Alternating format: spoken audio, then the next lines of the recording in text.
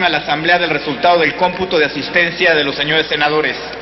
Honorable Asamblea, conforme al registro de asistencia se han acreditado 94 ciudadanos senadores. En consecuencia, hay quórum, señor presidente.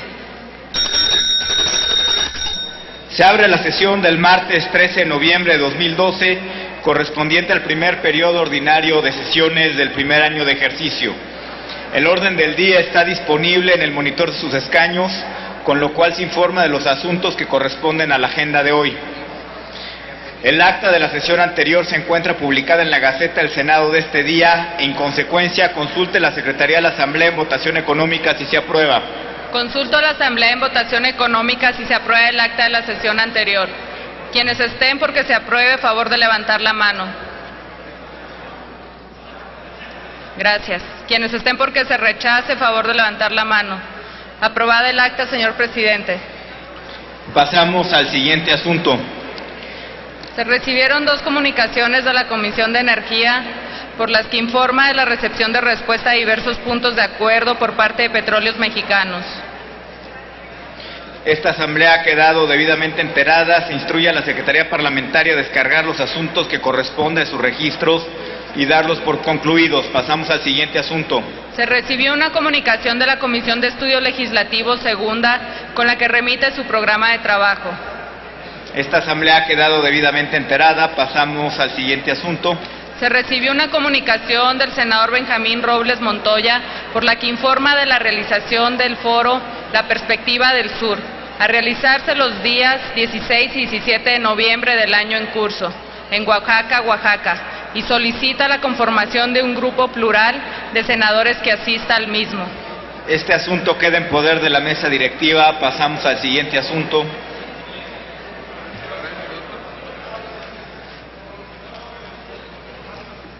Se recibió una solicitud de la Secretaría de Gobernación con el que remite solicitud de autorización para permitir que elementos de la Armada de México participen en la octava versión de la Exposición y Conferencia Internacional Marítima y Naval para la América Latina, Exponaval 2012, que se llevará a cabo en la ciudad de Valparaíso, República de Chile, del 4 al 7 de diciembre del año en curso.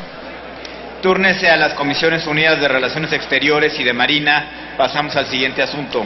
También la Secretaría de Gobernación se recibió un oficio con 143 hojas de servicios para la ratificación de diversos grados navales.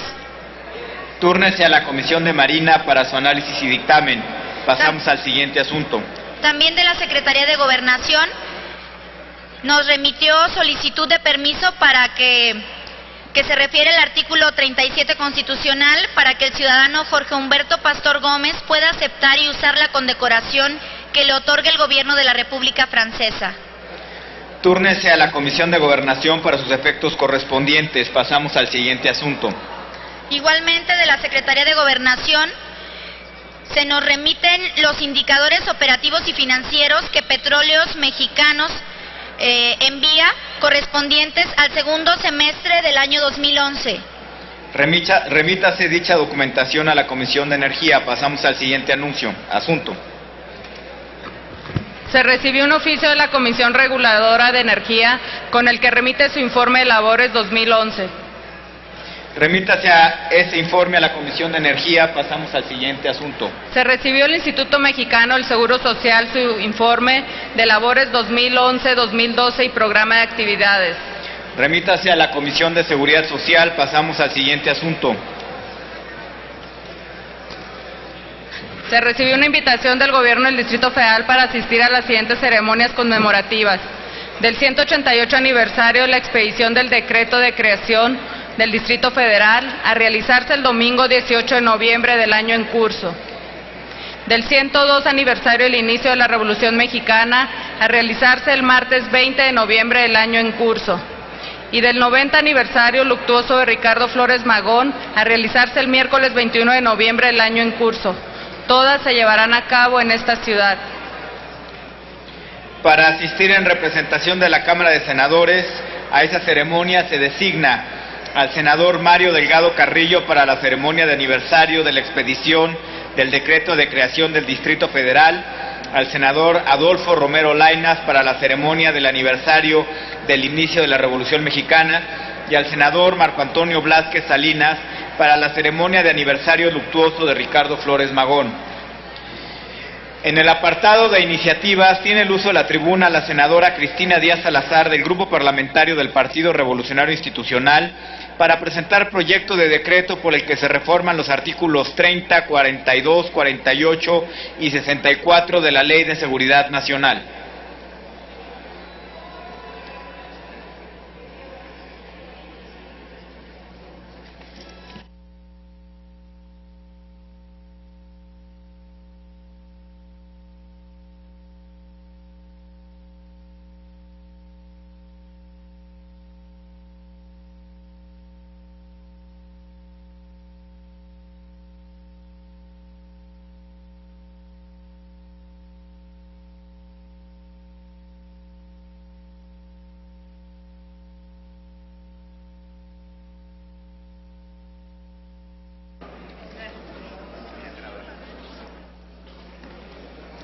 Gracias, señor presidente. Compañeros senadores, les solicito un momento de su atención para señalar lo siguiente. Hoy el acceso a la información es una garantía que constitucional tanto en su protección como en su cuidado.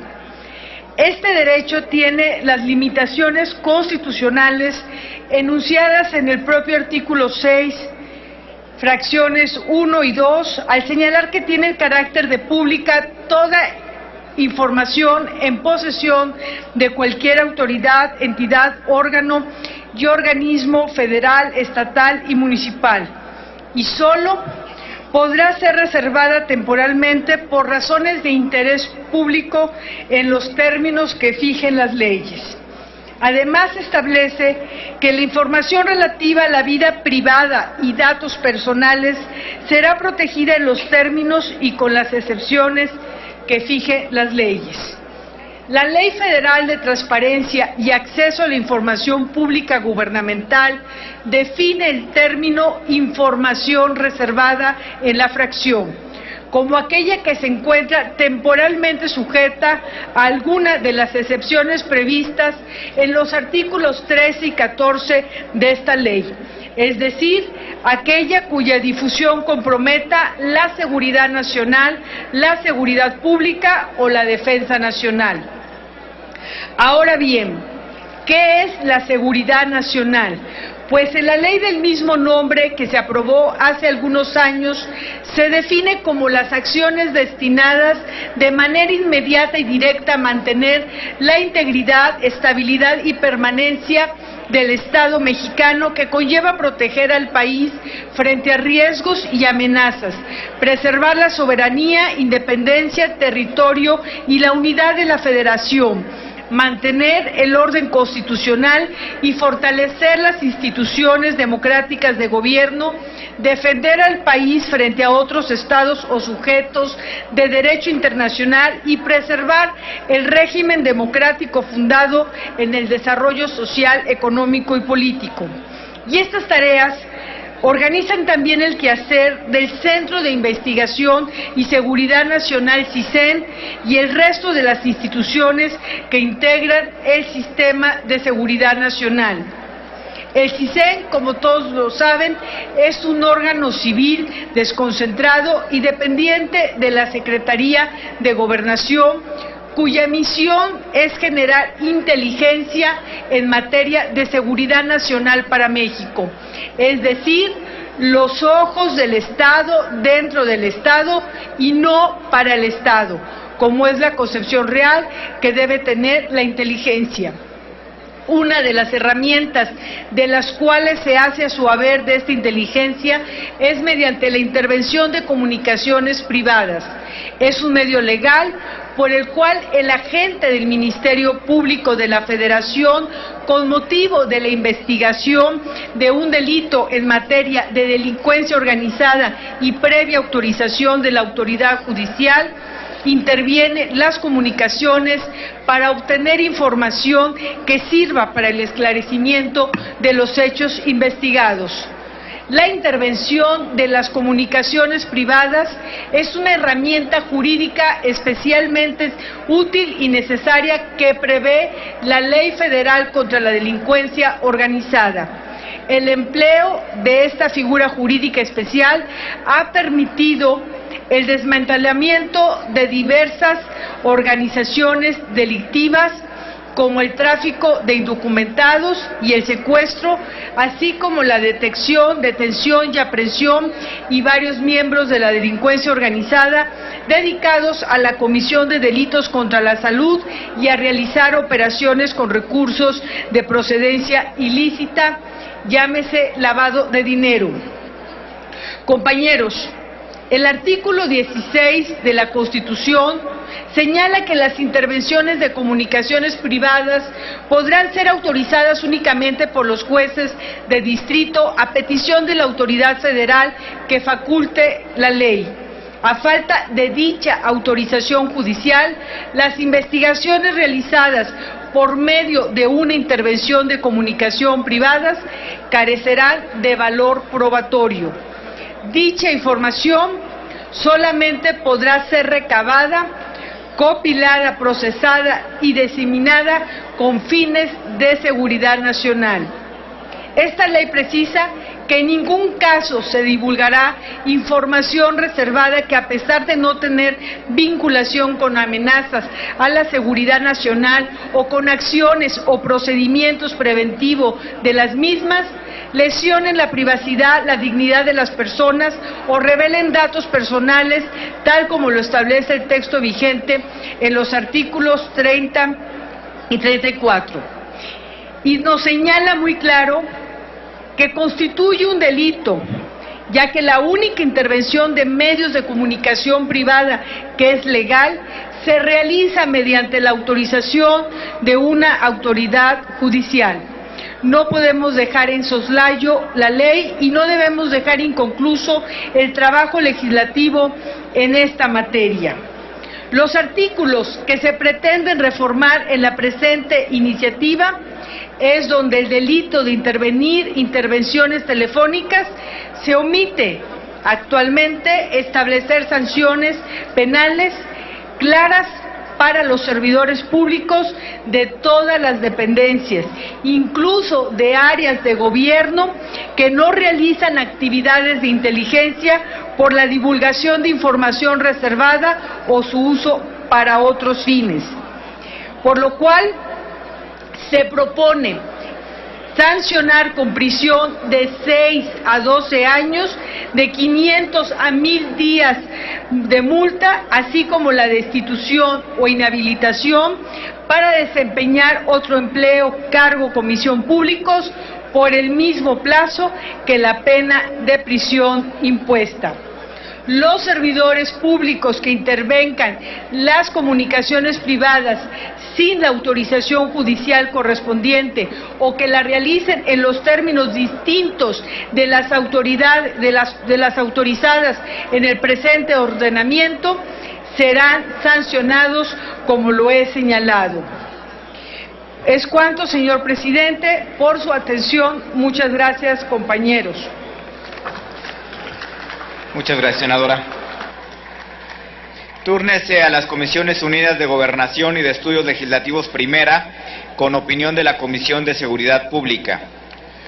Tiene ahora la palabra la senadora Mariana Gómez del Campo Gurza, a nombre propio de los senadores Rosa Adriana Díaz Lizama y Daniel Gabriel Ávila Ruiz, del Grupo Parlamentario del Partido de Acción Nacional, para presentar proyecto de decreto por el que se reforman los artículos 24 y 28 del Código Federal de Instituciones y Procedimientos Electorales. Con su venia, senador presidente, ha sido importante para nosotros impulsar en este periodo ordinario de sesiones los cambios normativos que requiere nuestra democracia para lograr que su desempeño mejore, que las instituciones se fortalezcan y que los ciudadanos tengan confianza en la política y en nosotros los políticos. Estas son condiciones necesarias para que tenga lugar la consolidación democrática en nuestro país. Así como lo hicimos ya hace unas semanas al presentar una iniciativa para establecer la reelección de diputados y senadores en el ámbito federal y local.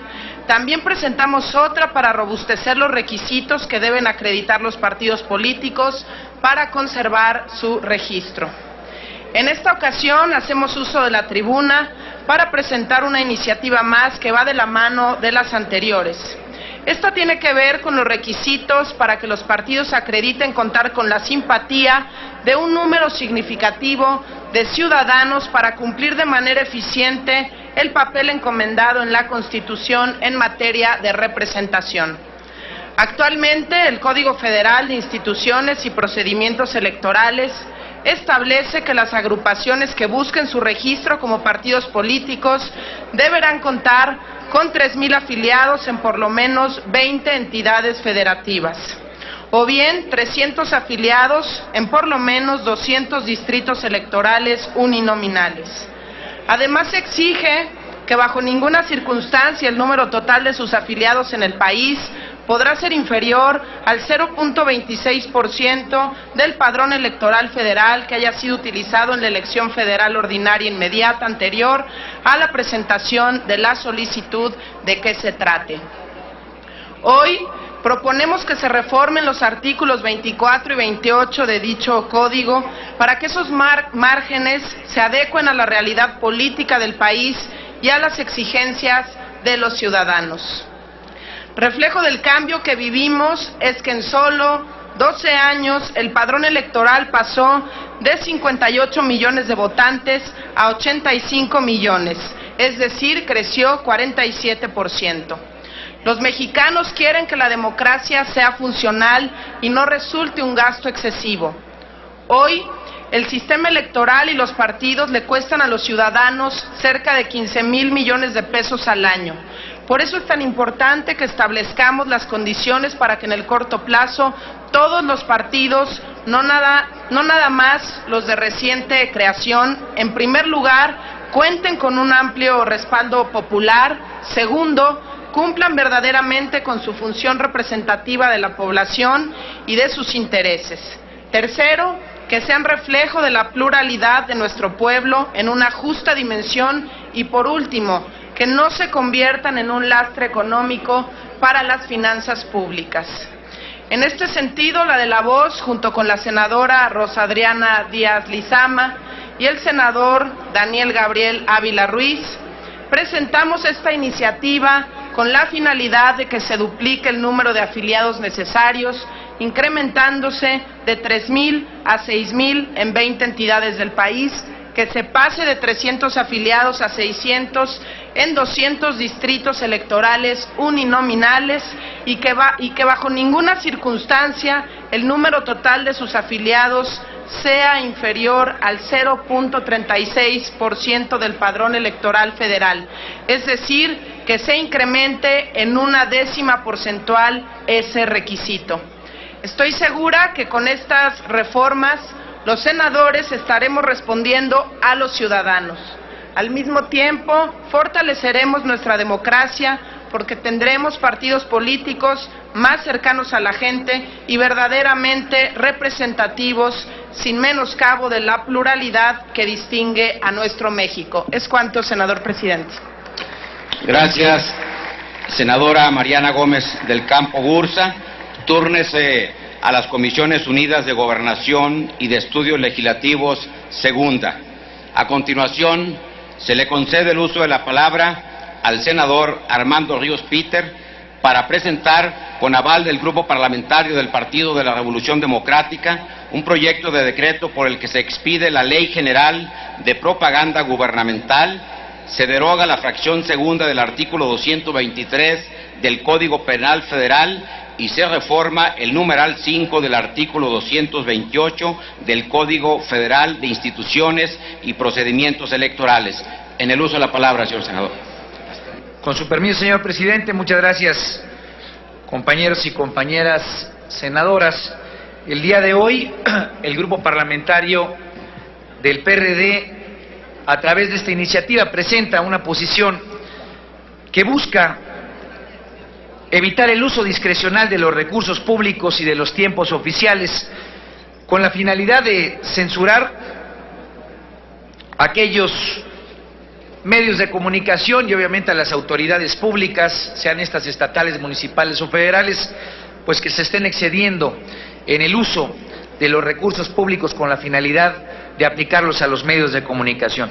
El presente proyecto de iniciativa de ley forma parte de la agenda de trabajo en materia de transparencia y rendición de cuentas de la 62 legislatura del Senado de la República, específicamente en lo relativo al fortalecimiento de la libertad de expresión, establecida en el artículo 6º constitucional.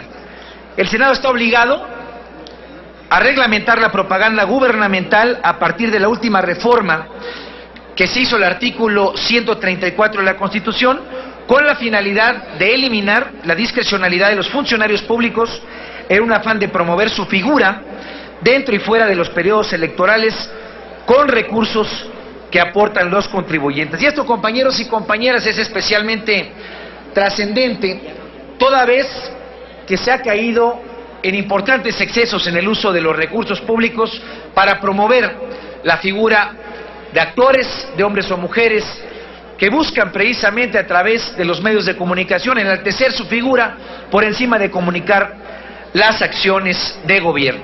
Un estudio que recientemente hiciera Fundar en su publicación para el 2012 nos da datos interesantes pero al mismo tiempo alarmantes sobre la problemática del uso de estos recursos. Durante los 5 primeros años del actual gobierno, del Ejecutivo Federal que está a punto de terminar, del 2007 al 2011, se han ejercido prácticamente 19.658 millones de pesos en publicidad oficial, esto de acuerdo a los datos de la cuenta pública, es decir, los datos oficiales. No se cuenta con información sobre otro tipo de convenios que pudieran estarse haciendo, no precisamente bajo la lógica de transparencia, sino que estén haciendo con los medios de comunicación en lo oscurito. Pero este dato por sí mismo es relevante y es importante destacarlo frente a esta asamblea. ¿Qué podría el país hacer con 19.645 millones de pesos?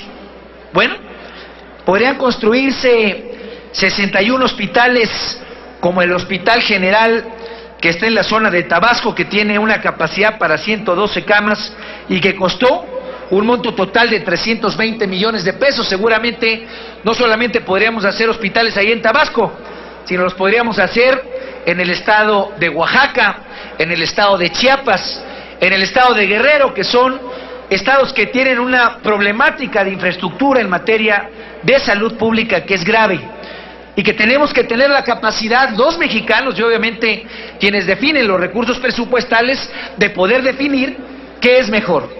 Si comunicarle a la gente, que es lo que está haciendo el gobierno, que muchas veces no logra cumplirse el objetivo. Yo solamente les pregunto si el gasto importante que se ha hecho en materia de seguridad pública durante todo este sexenio ha sido suficiente para poder cambiar la percepción en la ciudadanía de que verdaderamente hay seguridad en el país. Bueno, ahí hay un dato muy puntual: 61 hospitales con la misma capacidad que logramos darle al Hospital de Tabasco, o por ejemplo, con 19.645 millones de pesos podrían construirse 1.965 escuelas públicas. 1.965 escuelas públicas con capacidad para 100 niños.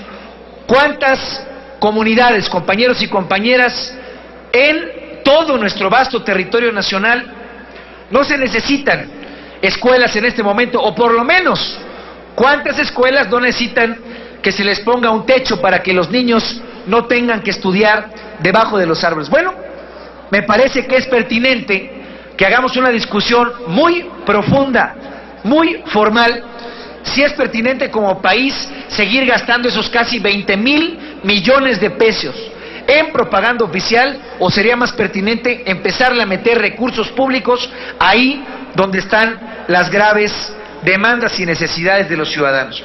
Y el problema no solamente es en el gobierno federal, compañeros y compañeras, es también la parte importante de gasto que se hace a partir de las entidades federativas. El mismo estudio que presenta Fundar nos presenta que solamente 19 entidades de la República estuvieron dispuestas a presentar información, pero el gasto es igualmente importante y amplio.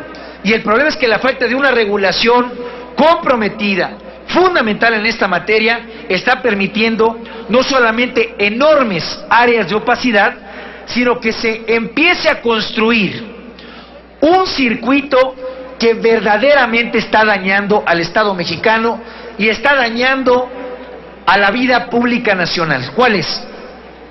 La relación perversa que se ha empezado a constituir entre los políticos y los propios medios de comunicación. Porque hoy precisamente la relación con los medios de comunicación se ha vuelto un mecanismo prácticamente fundamental para el acceso al poder. Algún senador o senadora, algún diputado federal o diputada, algún presidente municipal que desea crecer en su carrera política, sabe que necesita los medios de comunicación. Y se empiezan a tejer alianzas, y esto lo digo porque es parte de la problemática sistemática que se enfrenta en este país y que es parte del problema que enfrentan todos los políticos de todos los partidos políticos, en una relación que se ha ido pervirtiendo progresivamente, en donde si no tienes una buena relación con los medios de comunicación, entonces tu futuro político se pone en riesgo.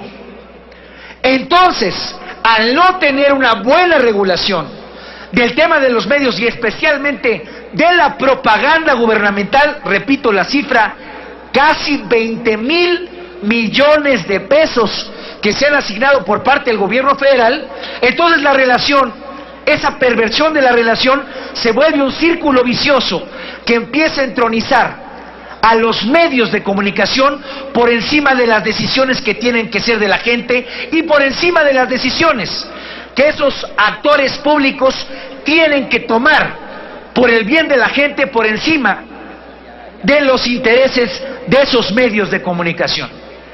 Por eso este tema es fundamental, compañeros y compañeras. Necesitamos una reglamentación que garantice con toda transparencia y con toda pulcritud que podamos observar cuál es la relación del Estado mexicano, cuál es la relación del gobierno federal, de los gobiernos de los estados y de los gobiernos municipales para con los medios de comunicación. Y que se entienda muy bien, compañeros y compañeras. La relación con los medios es indispensable para poder comunicarle a la gente hacia dónde va la política pública, hacia dónde se puede establecer una campaña de conciliación nacional para dirigir la ruta del país. Pero esta relación tiene que ser transparente. Esta relación tiene que estar acordada y tiene que hacerse de cara a la ciudadanía. De tal forma, compañeros y compañeras, que la presente reforma que nosotros ponemos a consideración de esta Asamblea forma parte de los temas que han estado en la amplia discusión nacional. Escuchaba el día de ayer una entrevista que hicieron al presidente electo Enrique Peña Nieto, quien habló sobre la propuesta que tiene en materia de corrupción y que es parte de 3 temas que puso sobre la mesa incluso en campaña. Uno, el tema de una comisión anticorrupción. Uno, el tema que tiene que ver con la transparencia y la autonomía del IFAI, que ya estamos discutiendo. Y un tercero que tiene que ver con la regulación de la relación que tenga el Estado mexicano con los medios. El grupo parlamentario del Partido de la Revolución Democrática aporta esta propuesta con la finalidad de no salirnos solamente con un discurso o no quedarnos con una propuesta que no le dé resultados concretos a la ciudadanía. Habremos de hacer foros, especialmente con los jóvenes que alrededor del movimiento Yo Soy 132 pusieron este tema en el debate nacional. Y esperamos, compañeros y compañeras legisladoras, que podamos dar un debate de altura y que le podamos entregar al Estado mexicano una nueva ley de regulación de propaganda gubernamental que le ayude al país y que fortalezca al Estado mexicano. Es cuanto. Gracias, señor senador Armando Ríos Peter. Túrnese esta iniciativa a las Comisiones Unidas de Gobernación y de Estudios Legislativos. A continuación, se le concede el uso de la palabra al senador Humberto Domingo Mayans Canaval, a nombre propio y de diversos senadores, para presentar proyecto de decreto que reforma la Ley Federal de Presupuesto y Responsabilidad Hacendaria y la Ley del Impuesto al Valor Agregado. En el uso de la palabra, señor senador.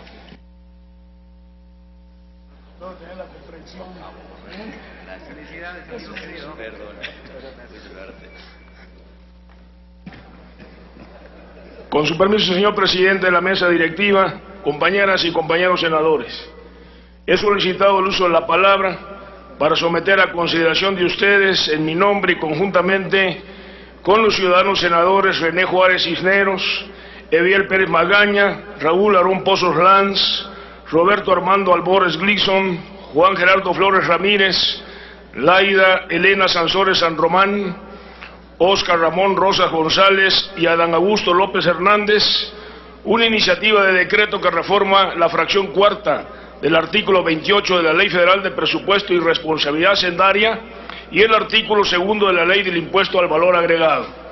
Amigas y amigos senadores, cuando se habla de la frontera sur de México se incluyen los estados de Quintana Roo, Campeche, Tabasco y Chiapas, y se señala una extensión de 1.149 kilómetros, de los cuales 956 son frontera con Guatemala y 193 con Belice.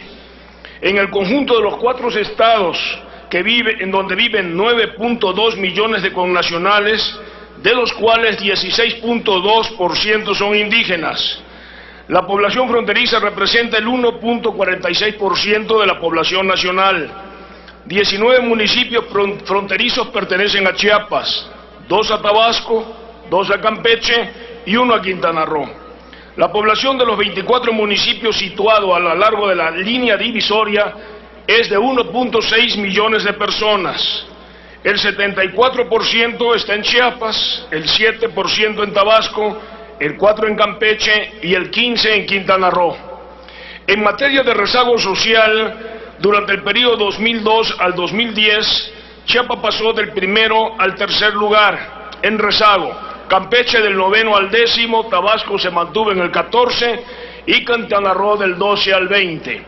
En el periodo 2003 al 2010, el crecimiento conjunto de los 4 estados fue de 0.5%, mientras el promedio anual del PIB nacional fue de 2.3%. 1.9 millones de personas en promedio cruzan anualmente dicha frontera, de los cuales alrededor de 300.000 son entradas irregulares, según el propio Instituto Nacional de Migración. Si a estos datos agregamos la marginación, la miseria, el olvido y la desatención de esta región, nos encontramos frente a un cóctel explosivo que pone en riesgo sin duda la estabilidad, la gobernabilidad y la seguridad nacional. No hay que olvidar que los estados de la frontera sur limitan con la zona más violenta del mundo. La zona más violenta, según datos estadísticos criminológicos, no es ni Afganistán, ni Irak, ni el Medio Oriente, es Guatemala, Honduras y El Salvador, y son nuestros vecinos. Como señala el antropólogo chiapaneco, gran antropólogo chiapaneco, Andrés Fábregas Puy, los límites entre los estados nacionales no se trazan al compás del medio ambiente o de las sugerencias geográficas, sino de las acciones humanas sobre ellas. La problemática de la región sur se concentra principalmente en los siguientes rubros. Primero, en el ámbito económico, las amplias riquezas naturales y atractivos con que cuenta la región no han generado el dinamismo económico esperado, a pesar de contar con importantes actividades extractivas, agropecuarias, agroindustriales y de turismo, tanto de playa como cultural y de aventura, las cuales no han tenido el impulso necesario y suficiente por falta de una infraestructura física moderna que implique en la frontera sur tenga altos niveles de competitividad en el plano nacional y global en el que vivimos. En materia de seguridad en la zona, hay serias dificultades para aplicar a plenitud el Estado de Derecho, por falta de autoridades competentes, de normas adecuadas y personal especializado en temas de seguridad nacional y de seguridad interior a nivel federal, estatal y municipal, y en consecuencia se registran fenómenos de extorsión, robo, trata de personas, tráfico de drogas y de armas, donde están implicados grupos de la delincuencia organizada que se disputan las rutas de abasto de una frontera absolutamente porosa, donde entra y sale el que quiere con lo que quiere. El principal desafío es instrumentar una política de seguridad nacional que implique enfrentar los desafíos del crimen organizado que opera en ambos lados de la frontera, tanto en México como en Guatemala y Belice. Tercero, la migración se registra flujos crecientes de trabajadores indocumentados, migrantes ilegales y transmigrantes en tránsito hacia Estados Unidos, proveniente principalmente de Centroamérica, pero también de Asia, incluso de África, en busca de un mejor nivel de vida. El volumen del tránsito y tráfico de personas, como lo he señalado, es de casi 2 millones de personas y significa un gran desafío a las políticas migratorias y de control de fronteras que hay que enfrentar con urgencia y decisión por parte del gobierno federal con apoyo de las autoridades estatales y municipales. Y por último, en el cuarto punto, en el ámbito de los derechos humanos, se registran frecuentes situaciones de maltrato, secuestro de migrantes, trata y explotación de personas y la negación de derechos por actos perpetrados por las propias autoridades encargadas de hacer cumplir la ley. En contraste con todo ello, está presente en la región su gran riqueza natural de flora y fauna, más de 200 tipos de ecosistemas, 22 ecorregiones, importantes yacimientos de petróleo y gas, abundancia en cauces de aguas superficiales y subterráneos, en donde Tabasco simplemente se considera la 7ª reserva mundial de agua. Población joven y disponible de mano de obra, un notable patrimonio cultural y un gran potencial para el desarrollo de las actividades ligadas con el turismo. A pesar de ello, el desarrollo social y económico está rezagado en relación al centro y norte del país, principalmente por no contar con una infraestructura, insisto, física competitiva, que genere las inversiones y los empleos que los estados y municipios están demandando. Carreteras modernas, puertos, ferrocarril, parques industriales, telecomunicaciones de alta tecnología, entre otros servicios estratégicos, son indispensables para el desarrollo y crecimiento de la frontera sur. Los derechos que reclaman las millones de personas que habitan esa frontera ponen nuevamente sobre la mesa la añeja polémica en torno a la justicia social. Como señala Joel Flores Rentería en su obra Los Derechos Diferenciados, no hay nada más injusto que tratar a los iguales como desiguales y a estos como iguales. Lo comento porque mientras que la frontera norte cuenta con estímulos fiscales, programas emergentes de empleo, infraestructura física moderna, políticas sociales diferenciadas, apoyos específicos para seguridad y programas de combate a la pobreza, el sur sigue esperando, a pesar de los esfuerzos por concretar políticas públicas específicas que contribuyan al desarrollo de la región. Existen importantes diagnósticos y programas que coadyuvan a atender el tema, como los mecanismos denominados Fideicomiso para el Desarrollo Regional del Sur-Sureste, el mecanismo de Tuzla, el proyecto Mesoamérica, antes Plan Puebla-Panamá, los fondos de apoyo del Banco Interamericano de Desarrollo y de la Unión Europea, entre otros muchos. Se requiere entonces un cambio de estrategia sustentada en una visión transversal, oportuna y concurrente entre la Federación, los estados y los municipios involucrados en los temas prioritarios del sur. Compañeras y compañeros senadores, a través de la presente iniciativa abordaré solamente de esos 2 temas prioritarios: el impulso a la inversión pública y privada y el desarrollo integral de la zona en los siguientes términos. Primero, la Ley Federal de Presupuesto y Responsabilidad Hacendaria establece en su artículo 28 que el proyecto de presupuesto de egresos se presentará y aprobará cuando menos conforme a las siguientes clasificaciones. 1, la administrativa, 2, la funcional y programática, 3, la económica, 4, la de género y 5, la geográfica, que agrupa las previsiones de gasto en base a su destino geográfico para entidades federativas, municipios y regiones. Se propone entonces en esta iniciativa adicionar a la clasificación geográfica que forma parte de la estructura del presupuesto de egresos de la Federación el factor territorial con la denominación de fronteras sur y norte para abrir la vía legal que permita para cada ejercicio fiscal contar con un subfondo para el desarrollo de los municipios fronterizos. Insisto, la reforma contemplada implica tanto a los municipios de la frontera norte como de la frontera sur.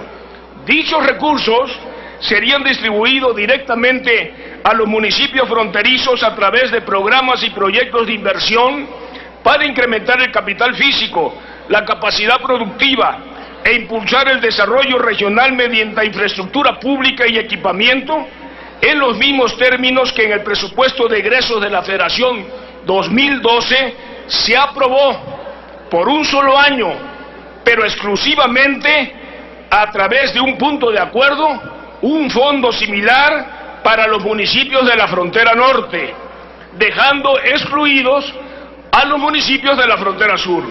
¿Está en tiempo, señor senador? Concluyo ya, señor presidente. La ley del impuesto al valor agregado, en su artículo 2, establece la aplicación de una tasa del 11% de este impuesto cuando los actos o actividades por los que se debe pagar se realicen por residentes de Baja California Sur, Quintana Roo y los municipios de Caborca y de Cananea en Sonora, siempre que la entrega de los materiales de los bienes o la prestación de los servicios se lleve a cabo en estas localidades. Como un acto de justicia y equidad con nuestros hermanos del sur de nuestro país, propongo con esta reforma incorporar a los municipios de Tenosique, Tabasco y Comitán de Domínguez, Chiapas, como receptores de este beneficio para incentivar en alguna medida la inversión privada productiva y la generación de empleos y el desarrollo social y económico de ambos.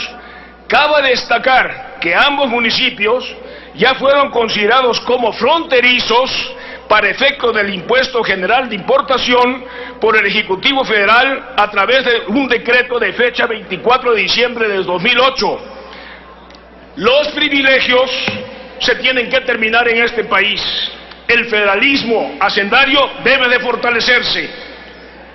Como lo escribió el gran poeta uruguayo Benedetti y lo cantó Joan Manuel Serrat, el sur también existe, esperando contar con la solidaridad de las y los señores senadores de esta legislatura. Agradezco la atención prestada. Es cuanto, señor presidente. Muchas gracias. Muchas gracias, señor senador. Se turna a la Cámara de Diputados. En uso de la tribuna, el senador... Señor senador Robledo. Sonido al escaño del senador Robledo. Solamente para preguntarle al senador Mayán si me permite sumarme a su propuesta. Muchas gracias. Tome nota, por favor, la Secretaría. En uso de la tribuna, el senador José Rosas Aispuro Torres, del Grupo Parlamentario del Partido Acción Nacional, para presentar proyecto de decreto que reforma los artículos... Perdón, senador Lavalle. ¿Para el mismo asunto? Sí, con el mismo fin, por favor, si me permite el senador sumarme a su propuesta. Tome nota la Secretaría. Mónica Arreola. Muy bien, se toma nota de las solicitudes de adhesión. Tiene la tribuna el senador Rosas Aispuro para presentar proyecto de decreto que reforma los artículos 26 y 71 de la Ley Orgánica del Congreso General. Gracias, señor presidente. Con su permiso, compañeras y compañeros senadores, hoy vengo a presentar una iniciativa que tiene que ver con la vida misma, con la función fundamental de este órgano colegiado, tanto de la Cámara de Senadores como del Poder Legislativo en general, no olvidemos que la función formalmente que tiene este órgano es la de crear y modificar las normas jurídicas que rigen la vida de toda la sociedad. Por eso debemos de buscar los mecanismos que permitan que haya una mayor agilidad en el trabajo legislativo. ¿Cuál es la inquietud que hoy en día presentan los ciudadanos? La parálisis legislativa, la falta de actividad legislativa que se traduzca en acuerdos. Eso es lo que a la sociedad la lastima, y eso es lo que a la sociedad hoy en día no quiere ver, a un poder legislativo que al finales de cada legislatura hay un sinfín de iniciativas que la gran mayoría nunca pasaron, siquiera se discutieron en las comisiones respectivas. Y si bien es cierto que hoy nuestra legislación interna, a través de la Ley Orgánica del Congreso, señala los tiempos en los cuales las comisiones deben de desahogar los temas que se le han turnado, la verdad, lo cierto es que sigue habiendo un vacío que nos lleva a que el Poder Legislativo no esté tratando, no esté discutiendo los temas que son de mayor preocupación de la sociedad. Y producto de la llamada reforma del Estado, de la reforma política, se dio un avance muy importante en dotar hoy, en darle la facultad al titular del Poder Ejecutivo Federal para poder presentar una iniciativa en calidad de preferente, o sea, hasta 2 iniciativas al inicio de cada uno de los periodos ordinarios del Congreso de la Unión. Y ahora estamos precisamente por finalizar el trámite que se les dio a las 2 iniciativas que presentó el presidente Felipe Calderón, y que lo hizo de manera seria, de manera responsable, haciendo uso de esa nueva facultad que hoy el 71 de la Constitución le asiste.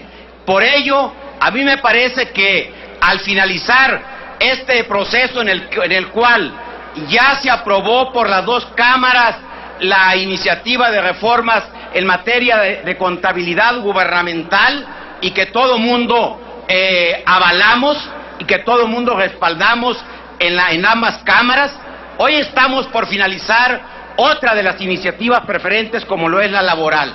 Por eso, con ese antecedente, y viendo que en otros países ya se da una especie de iniciativa preferente, no solo para el Ejecutivo, sino también para los grupos parlamentarios, me parece muy importante que hoy en día le digamos a la sociedad que sí tenemos la capacidad, primero, para crear los mecanismos que nos lleven a poder darle un seguimiento mucho más rápido, más puntual a todos los asuntos de carácter legislativo, que esa es la función primogénea de este órgano, la de crear y de modificar las normas jurídicas. Y en ese entendido es que hoy presento una reforma de iniciativa para que podamos dotar a los grupos parlamentarios del derecho de iniciativa al inicio también de cada uno de los periodos, en vez de que sea a la apertura del periodo, que sea la primera sesión formal de cada una de las cámaras, donde se puedan presentar por parte de los grupos parlamentarios esta iniciativa preferente que nos lleve a darle certidumbre, confianza a la sociedad, que los temas que son de su mayor interés, los diversos grupos parlamentarios las estamos tomando esas inquietudes y les estamos dando el seguimiento de manera seria, de manera responsable. porque hoy nadie podrá decir que una de las mayores críticas de la sociedad a este órgano legislativo, tanto a la Cámara de Diputados como al Senado, es que no hemos tenido la capacidad para poder desahogar los temas que son de interés de la sociedad. Por ello hoy, compañeras y compañeros, viendo que la iniciativa preferente, que hoy se le ha dado esa facultad al titular del Poder Ejecutivo que se establece en el artículo 71 de nuestra Constitución, hoy viendo que para hacer un trámite mucho más rápido, mi propuesta es no que reformemos el 71, porque ahí está la facultad de iniciativa tanto para el titular del Ejecutivo Federal, para los diputados y senadores al Congreso de la Unión y para las legislaturas locales, y ahora recientemente incorporada también la llamada iniciativa popular, donde los ciudadanos también con el apoyo, con el respaldo de un porcentaje de los electores pueden presentar iniciativas. Por ello, mi propuesta concreta es que podamos modificar en los artículos 26 y 71 de la Ley Orgánica del Congreso General de los Estados Unidos Mexicanos para dotar a los legisladores a través de los grupos parlamentarios de hasta 2 iniciativas preferentes que habrán de desahogarse durante el transcurso de los 45 primeros días del periodo ordinario correspondiente. Esa es, compañeras y compañeros, el ánimo que hoy me trajo a esa tribuna, un ánimo propositivo que nos lleve a destrabar las cuestiones que tanto han lastimado y afectado a la sociedad.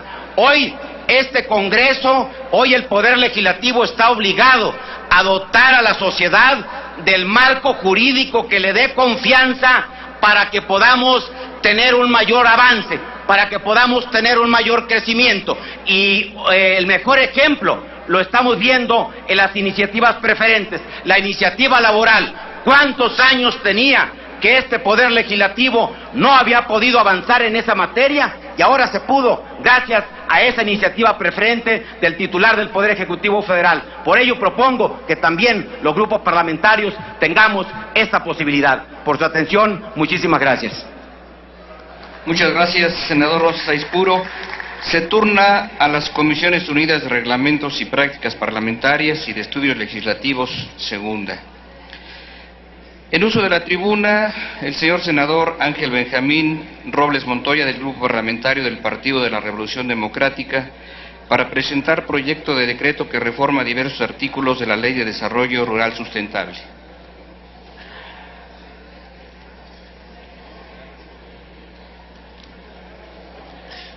Muy bien, Pepe. Muy bien, en serio, ¿eh? No, está bien, gracias. Con su permiso, senador presidente,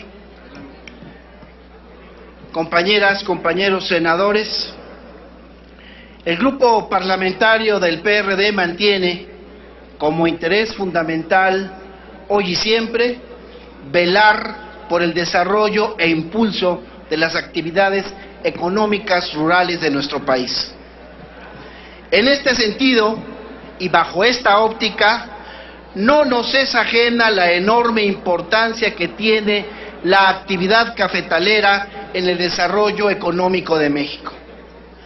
La relevancia de este grano, sobra decirlo, tiene un impacto directo en la calidad de vida de miles de nuestros connacionales y como tal debe ser atendido. Sin embargo, compañeras y compañeros, a pesar de la relevancia que tiene el café dentro de las comunidades mexicanas, sus productores enfrentan una serie de problemas que tienen que ver con sus condiciones de vida y producción, así como con las políticas públicas implementadas para fomentar su producción desde la Federación.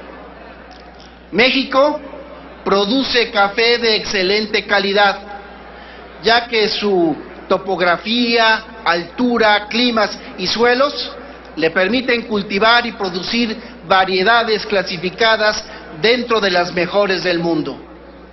Como productor de café, México ocupa el 6º lugar a nivel mundial y es segundo productor a nivel de café orgánico. La cafeticultura genera más de 4.5 millones de empleos en el país. La producción del café, en resumidas cuentas, involucra a más de 282,000 productores, entre los cuales se encuentran una gran cantidad de minifundistas e indígenas. Dentro de este océano de productores, compañeras y compañeros, los productores indígenas del café cobran especial relevancia. Y es que la actividad cafetalera que los pueblos indígenas desarrollan marca en buena medida el destino de sus comunidades enteras. Es por eso que en el grupo parlamentario del PRD nosotros mantenemos que la atención a los cafeticultores no puede ser orientada solamente a partir de políticas de desarrollo rural, pues se debe considerar de manera específica a los estados de mayor concentración de población indígena dedicada a esta actividad. Por esta razón, cualquier política de fomento al café debe estar fundamentada en un enfoque que considere tanto las formas de organización como las necesidades y las preocupaciones de estos grupos de atención prioritaria. En las regiones cafetaleras, la política gubernamental debe ser una que aborde la problemática desde una óptica de fomento productivo para combatir la pobreza. Antes, compañeras y compañeros, antes de que entrara en vigor la Ley de Desarrollo Rural Sustentable, todo lo relacionado con el sector cafetalero era normado desde el Consejo Mexicano del Café, instancia que mantenía una personalidad jurídica propia. Actualmente, la Ley de Desarrollo Rural Sustentable, en lo que al café se refiere, no establece las reglas claras y precisas para normar las cadenas productivas. La figura del café, del sistema producto café prevista en esa ley, no responde a las necesidades que este sector demanda como producto estratégico de 12 estados de la República Mexicana. Hoy en día existe el Comité Nacional del Sistema Producto Café. Sin embargo, como podemos observar en la ley vigente, este comité no cuenta con una figura jurídica que le mandate ser instancia normativa y ejecutora. Ante esta deficiencia de la ley, la Zagarpa decidió crear como medida emergente la AMECAFE AC, para cubrir una laguna legal y poder ejercer como instrumento de operación del Comité Nacional del Sistema Producto y de la Comisión Intersecretarial. Sin embargo, los resultados no han sido los esperados. Y ahora atestiguamos cómo la normatividad vigente denota laxitud y acusa una serie de vacíos legales que dificultan la organización y funcionamiento de la actividad cafetalera, sobre todo en lo que respecta a la consolidación de las cadenas productivas. Y si bien algunos esfuerzos legislativos se han emprendido para corregir esta situación, la verdad es que todos, y lo digo con respeto, han sido tímidos e insuficientes. Miren, estimadas senadoras y senadores, a partir de una revisión de las propuestas presentadas en años anteriores ante el Congreso de la Unión, encontramos la Ley de Desarrollo Integral y Sustentable de la Cafeticultura, misma que fue desechada por la 61ª legislatura por la Comisión de Desarrollo Rural. El argumento entonces esgrimido fue que se duplicaba funciones existentes en la Ley de Desarrollo Rural del año 2001. Sin embargo, en el dictamen emitido por dicha comisión no se contempló la factibilidad de dotar de personalidad jurídica a un órgano dentro del sistema producto de acuerdo a la demanda de la cadena productiva del café. Ante esto, resulta imperativo tomar acciones decididas. Es menester de la presente legislatura acatar el problema de fondo y dar respuesta a las exigencias de nuestros productores de café, mostrando sensibilidad política y sobre todo voluntad de contribuir a que la producción de café se convierta en un verdadero motor de desarrollo regional con un impacto positivo y contundente en el mejoramiento de las condiciones de vida de los pobladores de los estados cafetaleros. Es por eso que en nombre propio y de mis compañeros senadores de Chiapas, Zoé Robledo, y de Morelos, Fidel de Ménesis, sometemos a esta soberanía una iniciativa con proyecto de decreto por el que se reforman los artículos 20, 25, 150 y 151 de la Ley de Desarrollo Rural Sustentable, con el objeto de, en primer lugar, realizar las modificaciones pertinentes a la Ley de Desarrollo Rural Sustentable para que el Comité Nacional del Sistema Producto tenga personalidad jurídica y patrimonio propios como instancia normativa y rectora de la cafeticultura a nivel nacional.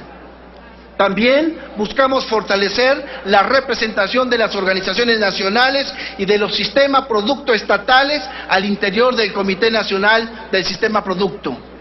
También buscamos extinguir a la AMECAFE AC como instancia mediadora entre el sistema producto estatales y el sistema producto nacional.